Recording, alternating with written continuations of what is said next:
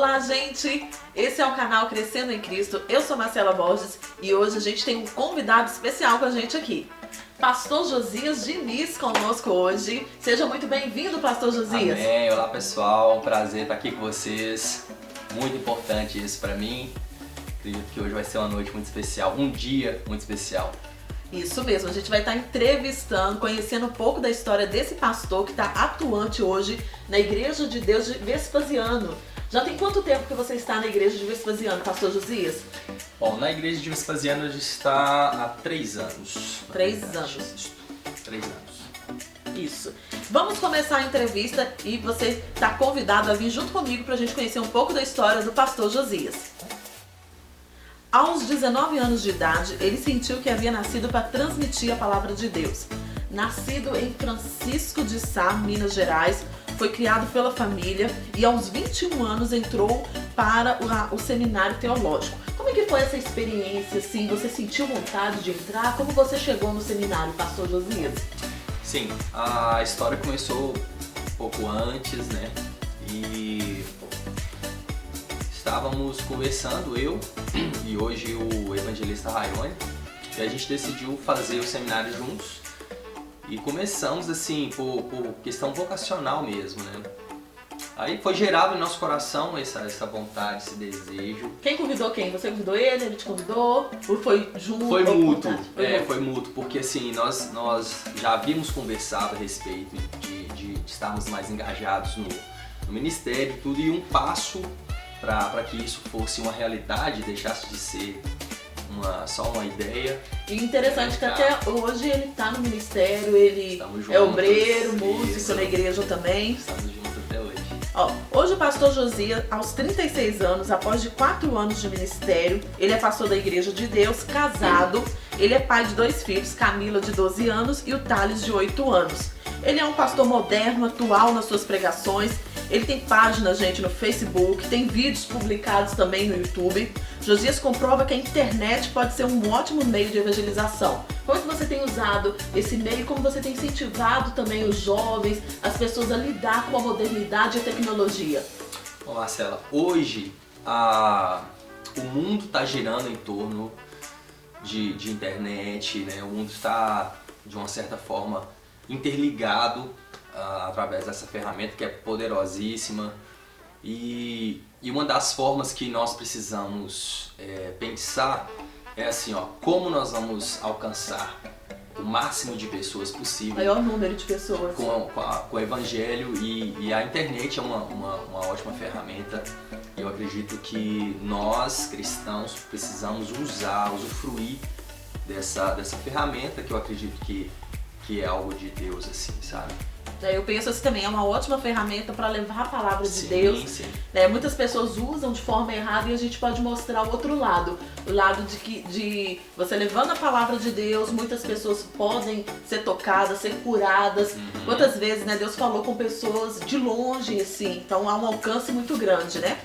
Vamos lá para a entrevista, gente, agora 10 perguntas importantes para o Josias. Vem comigo.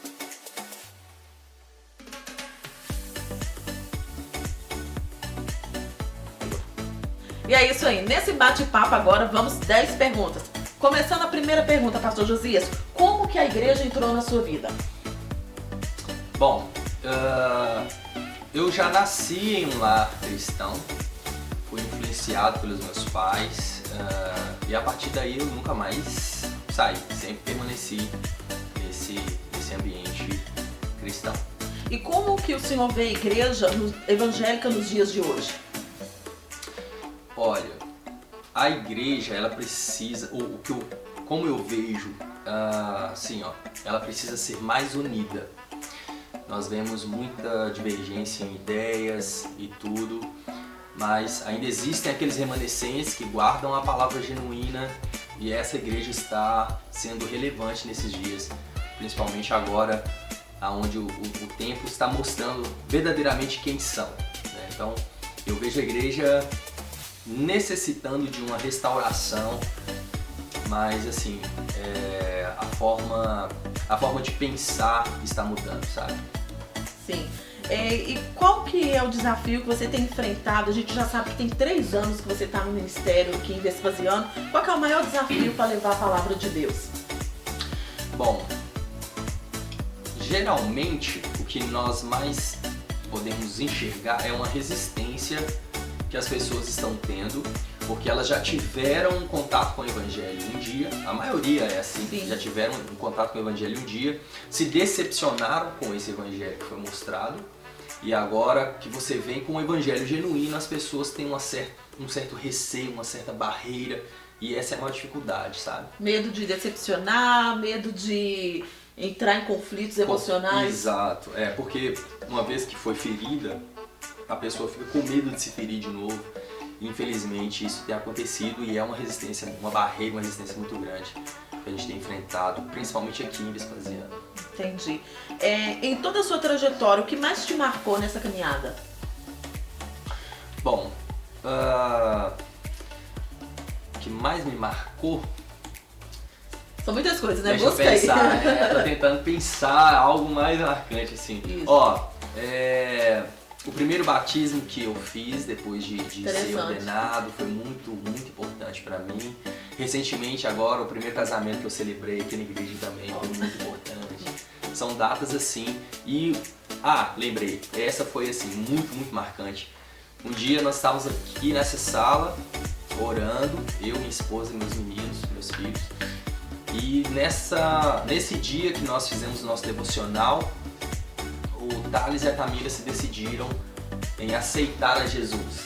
Nossa, Achei isso muito interessante. que bonito. E foi nessa época assim, que a gente estava orando bastante, pedindo ao Senhor um direcionamento. Eles mesmos que falaram, foi Eles falaram que queriam aceitar Jesus. Eu falei que experiência. experiência maravilhosa. E meus primeiros membros foram eles dois. Gente, olha que interessante, né? Isso é importante porque a primeira parte a gente tem que ganhar a família, né? Exatamente. Ganhar quem tá mais próximo, tá mais perto. Eles, através do que Deus está fazendo na gente, eles poderem também sentir vontade. Eu quero que isso aconteça comigo Isso. também. Então, eu acho que eles têm o Senhor como exemplo. Fala assim, né? Não sei se eles falam, mas futuramente já pensou eles falarem assim, quero ser como meu pai. Exato. Quero ser pastor também.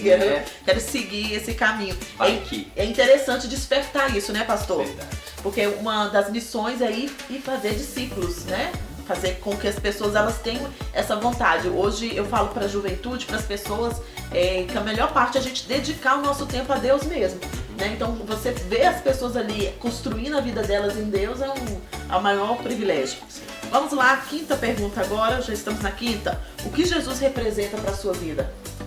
Bom, Jesus, ele representa pra mim assim, o divisor de um tempo, né? Eu sem Jesus, nada. Então, eu com Jesus, eu tenho tudo, eu sou tudo. Eu estou em constante contato com Ele, porque assim, olha, a fonte da vida está nele. Então, sem Ele é morte. Então, Ele pra mim é a vida, né? É que muda totalmente, Muda né? totalmente. A percepção, como Totalmente. você enxerga o mundo, como é que você se relaciona com as pessoas. Eu não consigo mais me ver sem a presença de Jesus. É impossível. É impossível. Impossível. E é isso que você tem ensinado, né, para os membros da igreja a não viverem sem Jesus, Exatamente. a não viverem sem a presença de Deus. Vamos lá, pastor, sexta pergunta. Uma vez que vivemos em uma sociedade com tantos prazeres e distrações, o que a igreja tem feito para atrair os fiéis e os jovens? Tem alguma estratégia ou simplesmente só prego e deixo para Deus? Ou a igreja ela tem se mobilizado em ações, em alguma coisa? Ela vê essa necessidade de fazer alguma coisa para atrair as pessoas? Não.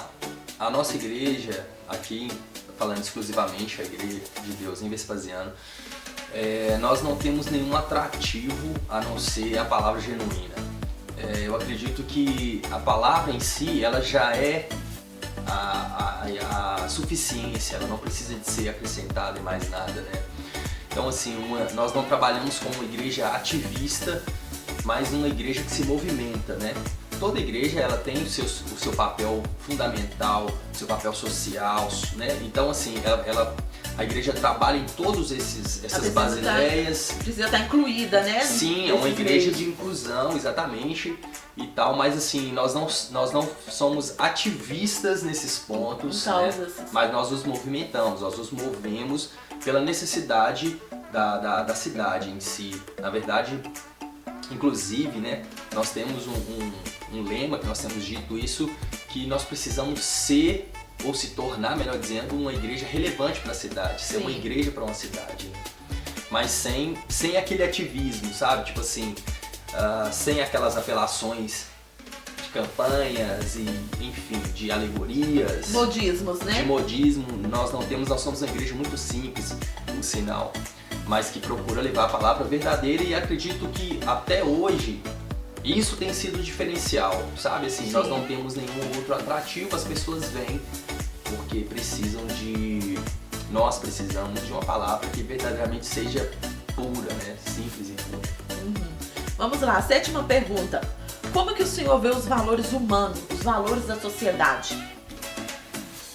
Bom, nesses últimos anos, né, está totalmente invertidos, né? Houve uma inversão de valores. Aquilo que era considerado como moral, hoje é considerado como algo tipo assim, retrógrado, né? Algo quadrado, enfim. As pessoas se decepcionam quando conversam com alguém que tenta manter esse padrão, né? Como é que a igreja se coloca nesse cenário de inversão de valores? Então, nós não batemos de frente no sentido de qual palavra eu posso usar? No sentido assim de apontar o dedo, mas vivendo a verdade. Nós temos dito isso, que assim... A igreja vai na contramão mesmo do mundo. Sim, a melhor maneira de nós combatermos o falso, o errado, é fazendo o certo e o verdadeiro. Então, se nós fazemos o que é certo, logo nós condenamos o errado. Sendo exemplo, né, para as pessoas, mostrando para as pessoas que há uma opção diferente. Às vezes as pessoas se vê naquela situação e falam assim, não tem saída, eu tô sujeito a viver desse jeito. E a gente mostra a liberdade de Cristo, né? Cristo nos liberta daquilo que nós éramos antes escravos, né? Sim. E aí a pessoa, ela é livre para servir a Deus e ela não precisa seguir o que o mundo está condicionando. Sim, existe uma forma muito religiosa de se pensar, né? Assim, mas não é dessa forma, né? O que Jesus deixou para vivermos é o que nós precisamos viver, nada além do que o próprio Evangelho diz ser, né? Isso. Então o nosso padrão moral, nosso padrão de justiça é a Bíblia. Então nós precisamos viver a Bíblia, assim, de fato, né? E a religião em si tem trazido mais as pessoas para Deus ou afastado as pessoas da igreja?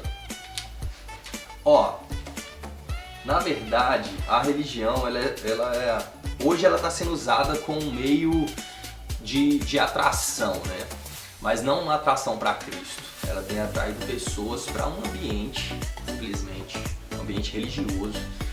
Mas, como eu falei, não é apontando o erro, né? É fazendo o certo que nós vamos trazer um senso de justiça. Mas assim, hoje as pessoas estão, inclusive essa inversão de valores, ela tem acontecido inclusive no meio evangélico, no meio cristão, né?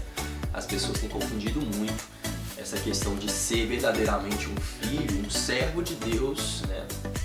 Com, tipo assim, alguém que precisa vencer na vida, um empreendedor, tem levado por esse lado muito materialista e pouco tem se falado da espiritualidade. Só a religião em si, ela não salva a pessoa. Só a pessoa ser religiosa, só frequentar a igreja, isso não é suficiente para salvar a vida de uma pessoa, mudar a vida de uma pessoa, né?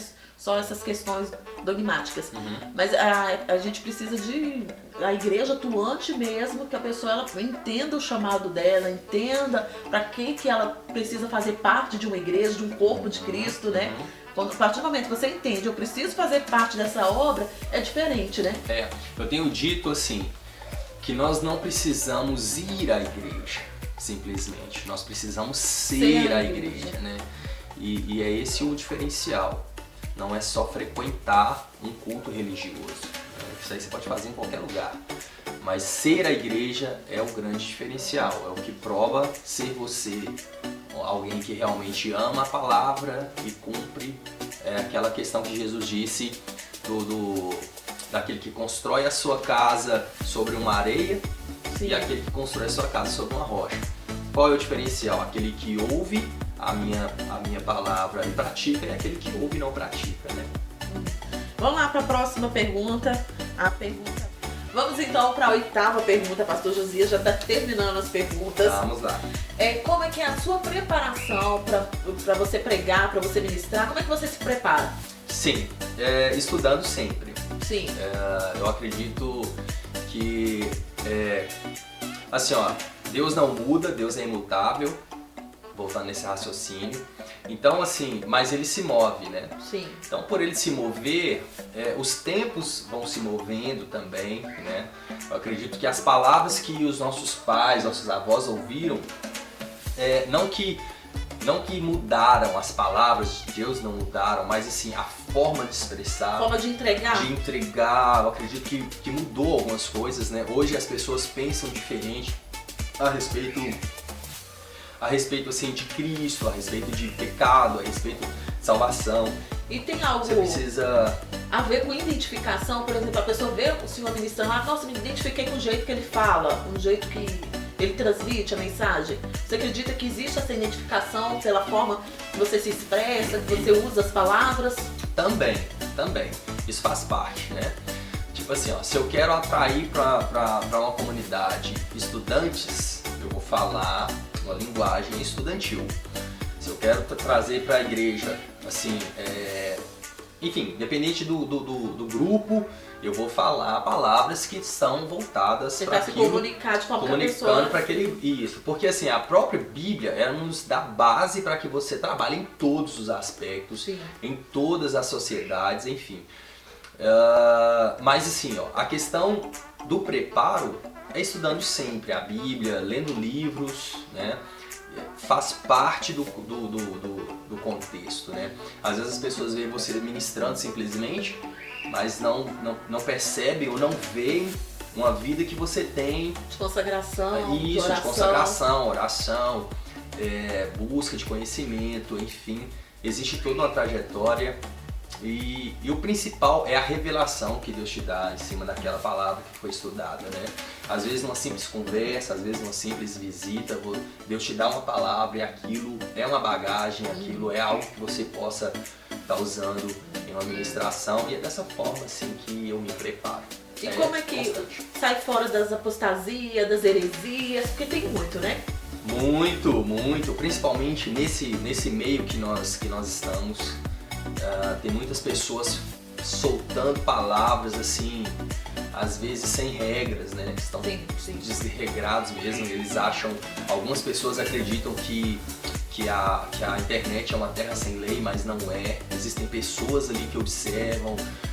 Uma palavra errada que você diz, pessoas podem pegar aquilo como verdade e tentar viver. E somos influenciadores também, exato. Pessoas. Então é um problema que precisa ser resolvido e assim, ó, de uma forma muito rápida. Por quê? Porque através de uma ferramenta como essa, as pessoas podem começar a desacreditar no evangelho genuíno, né? Porque tem muita falácia, enfim, então nós temos muito cuidado com isso. Inclusive, nós falamos isso na igreja sempre para que os irmãos tenham cuidado com aquilo. A Bíblia diz, né? Tenha cuidado com aquilo que você ouve, tenha cuidado com aquilo que você vê, né? Nós precisamos nos resguardar de todas essas coisas, né? A gente precisa reter o que é bom e o restante a gente tem que abrir. Mas tem muitos assuntos, pastor Josias, que é muito polêmico, né? Principalmente assuntos religiosos da igreja, que é contra isso, que é contra aquilo, e as pessoas querem polemizar muito a situação. Como é que o Senhor enfrenta essas polêmicas? Ó, eu não sou muito de entrar em polêmica. Sim. Eu sou, tipo assim, eu não tomo partido antes de saber o que realmente está acontecendo. Então eu não sou de entrar em polêmica, não. E por a maioria das vezes que eu já li algum artigo assim polêmico, que eu fui ver a fundo, não tinha nenhum embasamento bíblico. E o pessoal também entra em algumas discussões, ô Marcela, Sim. desnecessárias, percebe? Tipo assim... Tira o foco, né? Totalmente. E eu acho que nesse tempo que nós estamos vivendo, assim, biblicamente é uma cultura babilônica que existe no nosso meio que traz confusão. A gente tem que fugir dessas discussões vãs, Exatamente, né? Coisas vãs. Você colocou muito bem, são coisas vãs. E assim, é Babilônia, é muita confusão, sabe? Muita confusão, muita bagunça, muita distorção e tudo. Então, nós precisamos sempre focar o nosso olhar, os nossos pensamentos em Jesus. Porque a gente sai dessa via, entende? A gente permanece firmes, assim. A apostasia vem pelo distanciamento da palavra. Uma vez que você deixou de ouvir a palavra, uma vez que você deixou de ter contato com a palavra de Deus, a apostasia, ela é certeira. Ela entra, né? Na hora. Tem igrejas, você tem visto no cenário, você conhece muitos pastores, muitas igrejas, né? A gente, lógico que não vai falar nomes aqui, mas pelo que você tem vivido, já viu nessa trajetória da sua vida pastoral, tem igrejas que vivem realmente heresias em apostasia? A igreja toda em si, tipo, é induzida a isso? Ou a apostasia é uma coisa que individual, que entra em cada pessoa individualmente?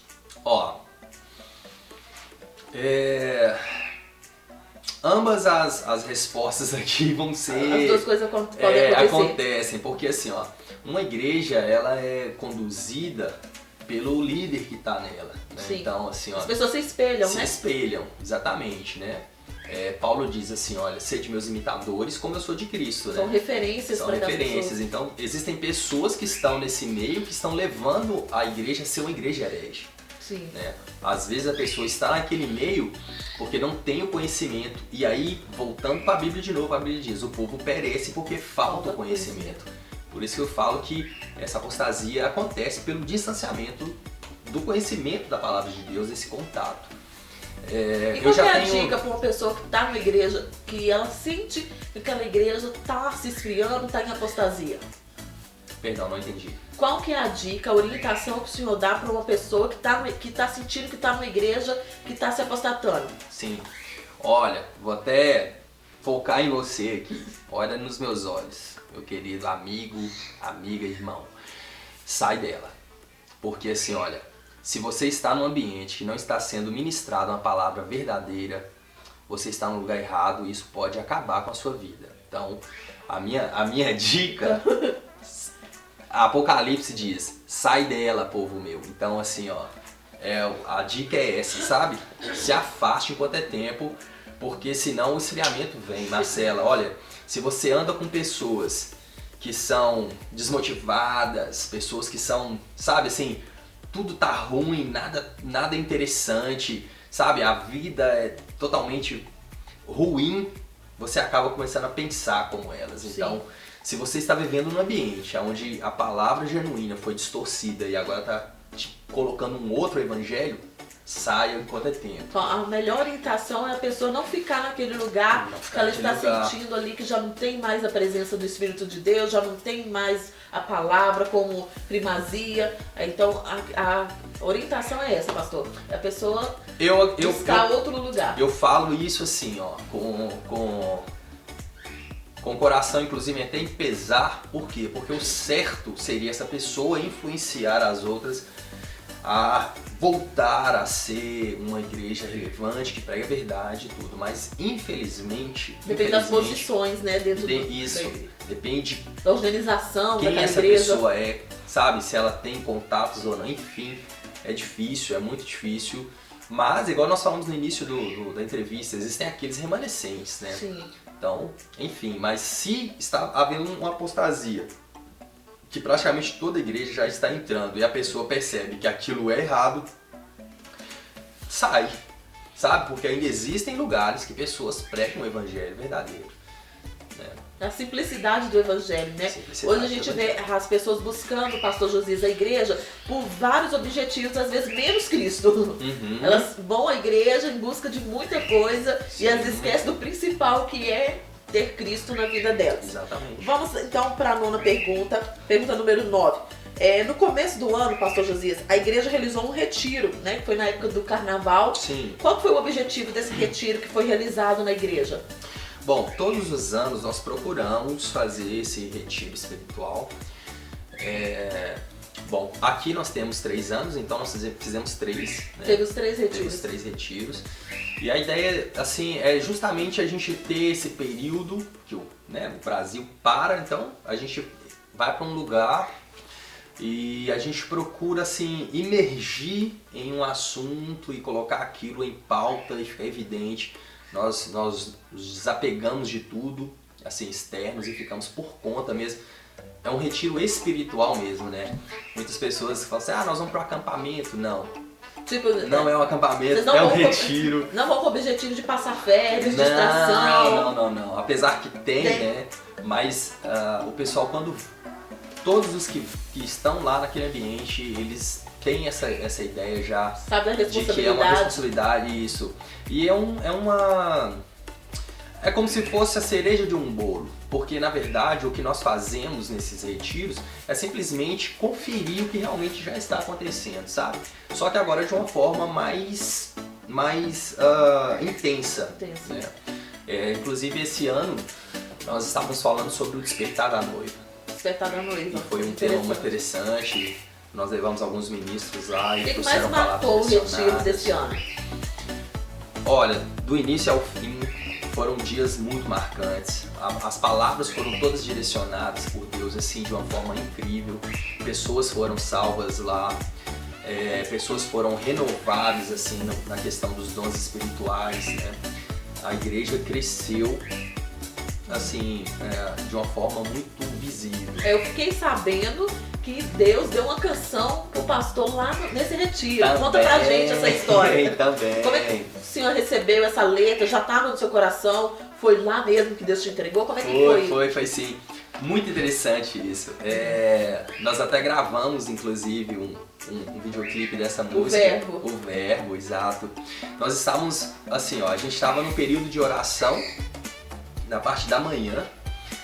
Aí em uma dessas ministrações da manhã, sim. Não havia ainda acontecido a pandemia, estava no início dessa pandemia, mas Deus já tinha dado para nós uma palavra profética para esse tempo. E aí ele me fez lembrar de Gênesis 1, quando ele diz assim, olha, lembra que no princípio era o verbo era Deus, a terra estava sem forma e vazia, se tornou sem forma e vazia, mas no meio desse caos, no meio dessa desordem, Deus disse, haja luz, e houve luz, e tudo se ordenou. E aí nós começamos a cantar essa parte, né? Já era uma mensagem pro futuro, né? Sim, já era algo bem profético mesmo, e a gente começou a cantar esse refrão, começamos a cantar. E o Senhor foi nos dando letras ali e tal, e aí surgiu essa canção, o Verbo. A primeira vez vocês cantaram ali. Cantamos lá no Retiro essa canção, primeira vez, e aí hoje ela tá no já nosso repertório. Gente, já tem um clipe lá no YouTube também, na página do Josias Diniz. Josias Diniz, segue lá. Isso, confere lá o vídeo, vale muito a pena. Foi gravado aqui na igreja Vespasiano. E foi um momento também de adoração muito profundo, que a igreja se envolveu naquela adoração. Foi algo muito importante, vale a pena você conferir também. Isso. Vamos para a próxima pergunta, pastor Josias. Vamos. A última pergunta agora, a pergunta número 10. As outras eu vou fazer um bate-papo rapidinho. O que você faz para manter-se no ministério? O que eu faço para me manter no ministério? O que você faz para você continuar, para você... A gente vê muitas pessoas que começam muito bem e depois elas vão desanimando, as igrejas fecham, não continuam. A gente sabe que uma igreja, para manter uma igreja, é muita dificuldade, né? Uhum. E aí, o que o senhor faz para manter ativo no ministério? Sim. Bom, a primeira coisa é saber para que você foi chamado. Você tem convicção disso, Exatamente. certeza? Eu ouvi uma frase uma vez que diz assim, olha, aquilo que te move tem o poder de te parar. Né? Então, o que me move? Jesus me move. Então, só ele pode parar. O único que pode parar é ele, porque eu tenho convicção daquilo que eu fui chamado. Existe sobre mim uma vocação e eu trabalho em cima dela, né? Eu vivo por conta disso. É aquela questão de você equilibrar o seu profissional, o seu ministerial e o seu familiar. Então, Se você sabe onde Deus te colocou, você é norteado por Ele. Então a partir daí tudo flui. É uma questão de fluir, né? E é isso aí, pessoal. Essa foi a primeira parte da entrevista com o pastor Josias Diniz. E você já pode conferir no nosso canal a parte número 2. Que Deus abençoe a sua vida. Esse foi mais um Crescendo em Cristo. Tchau, gente!